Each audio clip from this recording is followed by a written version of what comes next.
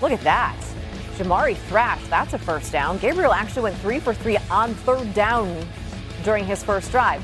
Starting the second, though, rolls left, looking for Deontay Johnson, and that is not Deontay Johnson. Andrew Makuba takes that the other way. Adding insult to injury, that's not just a pick, that's a pick six. That gave the Eagles a 7-6 lead. Then under 2 minutes to go in the first half, now 2nd and 15 on the 33-yard line. So after the mistake, we're going to have some good from Gabriel. Gabriel drops back, fires this. Hayden Davis turns that into a gain of 29. That's the longest pass of the day. Led to a Browns field goal. Competition is live. You know, there's entertainers and there's competitors, and I totally understand that. And my job is to compete, and that's what I'm focused on doing. Of course, we're doing this mid-game, but you know, it's something that I'll get used to, and just want to be the best team that I can and create an environment where we can all go do our best work. That's all we want to do. Well, that's a bit of a dig. Gabriel went 13 for 18, 143 yards and 2 turnovers. Here's Daniel Oyafusi. The Browns quarterback competition took another turn Saturday as third-round pick Dillon Gabriel got his chance to start the team's second preseason game. And it was a mixed bag in 5 first-half drives, 3 that ended in scores and 2 that ended in turnovers, including a pick 6. Afterward, Coach Kevin Stefanski said there was plenty to clean up, but he was happy about the way Gabriel operated the offense. The Browns now shift their focus to the preseason finale, which Stefanski told me he would treat as a dress rehearsal, but was non-committal on naming a Week 1 starter ahead of the game. There's still health concerns with Kenny Pickett and Shedeur Sanders, but if next week is a true dress rehearsal, we could see Joe Flacco, who has taken almost all the first-team reps in camp, leading the starting offense. From Philadelphia, Daniel Oyafusi, ESPN. This feels like a tradition unlike any other because since 1999, the Browns have started 40 different quarterbacks, and only 3 of them actually have a winning record. Now, of those 3, Joe Flacco is on the list. He's actually among those competing for this year's jobs, though we haven't seen him in the preseason. Entertain and compete. Full day for Dillon Gabriel. 13 of 18, 143, a fumble, a pick 6, and some comments taken out of context. What did you make of the day in total for Gabriel? It was a nice, efficient day. He looked like a guy that can operate the offense. The accuracy on some of those throws, especially the one earlier in that drive on third down where he threw it above the defender and right into the hands to Thrash, where he was able to make the catch and get out of bounds. You like the ball came out quick. You like it was decisive.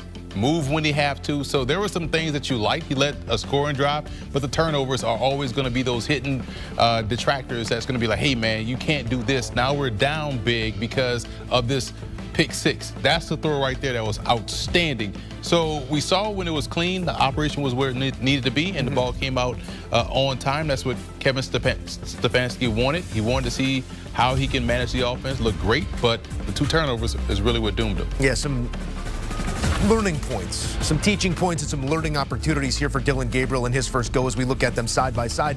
Also a teaching point in they're going to take what you say and they're going to turn it into a headline. Said in an in-game interview with Aditi Kinkhabwala that some players are there to entertain, some players are there to compete, but it's not exactly what he said. He was talking about being a competitor and wanting to watch the football game. Had nothing to do with Shedeur Sanders and that ongoing race for a position on that roster.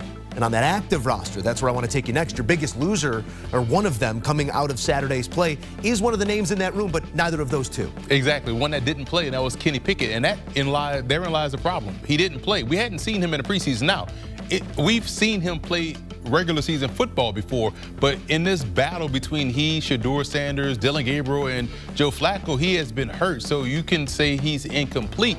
And if we're basing off what we saw last, Dillon Gabriel's game was efficient. Shedeur Sanders' game was efficient and also had 2 touchdown passes. Why do we need to see Kenny Pickett? Because you know you're going to get Flacco. You know the type of floor you're going to get with Joe Flacco.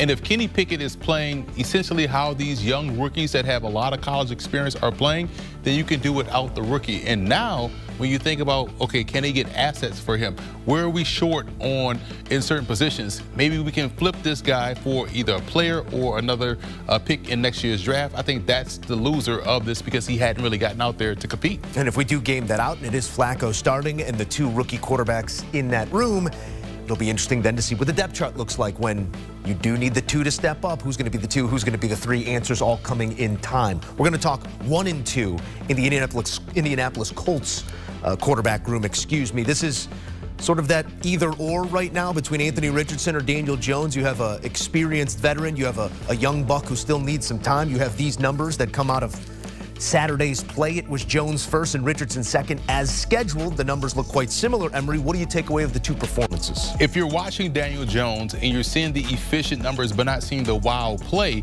therein lies the problem with him in this competition, because you know with Richardson, and what I love about this competition, Joe, and what they did for him and both guys, don't run.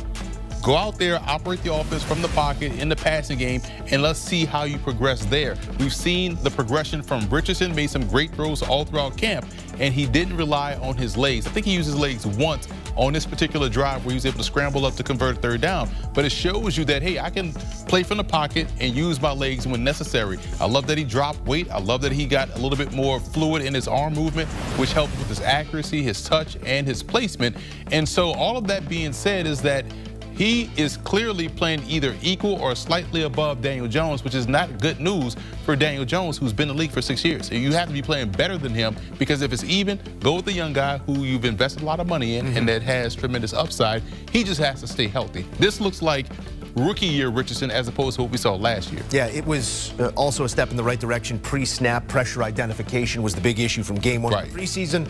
No such issues. We walk away with all digits intact out of game number 2. Facing the right direction. Let's get positive here, Emery. Let's keep heading in that right direction. Your biggest winners, you got a trio of them coming out of Saturday's play. Run me through them. All right, I'll start with Nick Martin, the linebacker out of Oklahoma State. He was phenomenal in college, and he was at the Senior Bowl, but here's a guy today, 6 tackles, a sack, 2 TFLs, and a quarterback hit. And every one of those tackles was an impactful one. He was stopping guys in their tracks out there. And how about Jackson Dart?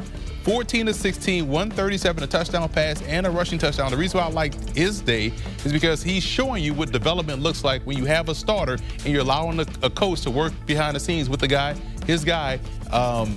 Matt Corral didn't get that opportunity in Carolina. You didn't have a 3rd Martin for us? Martin Lawrence? Steve Martin? Keanu Martin is almost. Keanu Martin, how did I forget? Keanu Martin. The reason why I saved the best for last, Joe, Keanu Martin is a raging Cajun. And I love the fact that he got out there and he had himself a great day. 3 TFLs, a sack, which led to a safety, the first points of the ball game, a quarterback hit, 2 TFLs. Keanu Martin has been balling in the preseason, but Joe, I am not surprised, because all we as Raging Cajuns do is ball in any field. Little hometown love there. Yeah, of course. You got to do it. A nice performance there. Let's get back to the here and now. Some reality setting in as it's not cut down day close, but these are all big data points in these preseason games. I know they're not worth much, but it's worth everything to some of these players trying to make rosters.